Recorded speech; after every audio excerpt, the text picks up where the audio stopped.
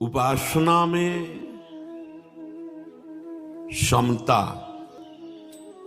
समस्त द्वंद्वों में सम रहना,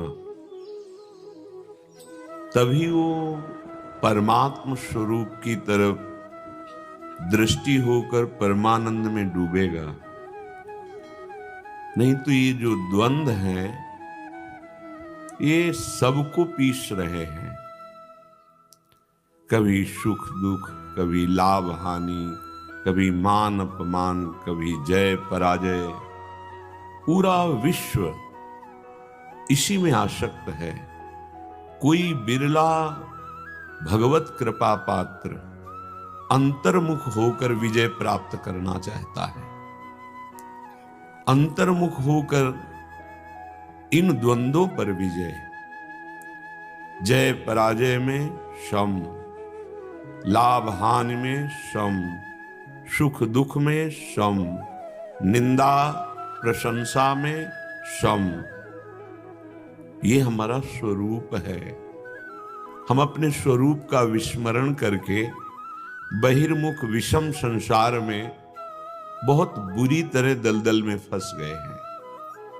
जय होती है तो हर्ष होता है, पराजय होती है तो शोक होता है। जैसे दिन है तो रात होगी ही, ऐसे ही कभी विजय है कभी पराजय है। पर उपासक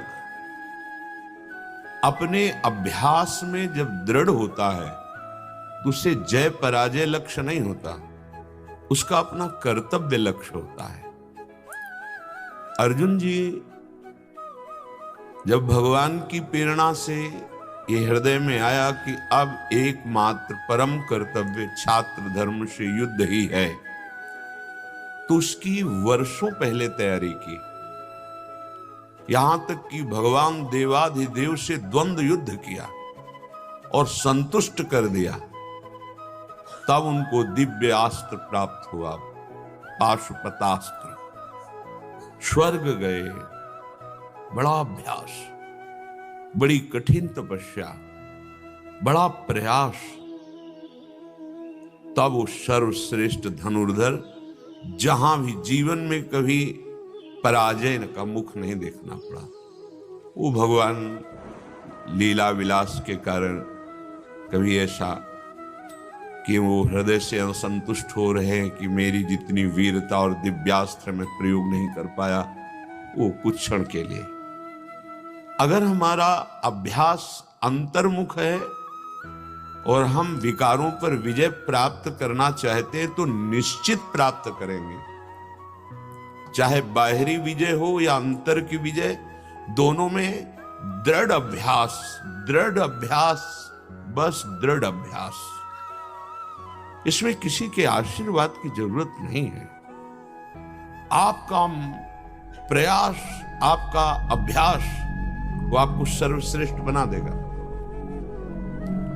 क्योंकि मानव जीवन आशीर्वाद का स्वरूप ही है। ये मिला ही आशीर्वाद स्वरूप है। आप प्रमाद करें,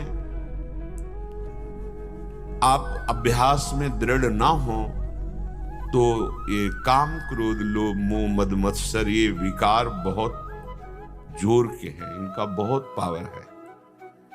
ये फिर आपको परास्त करते रहेंगे।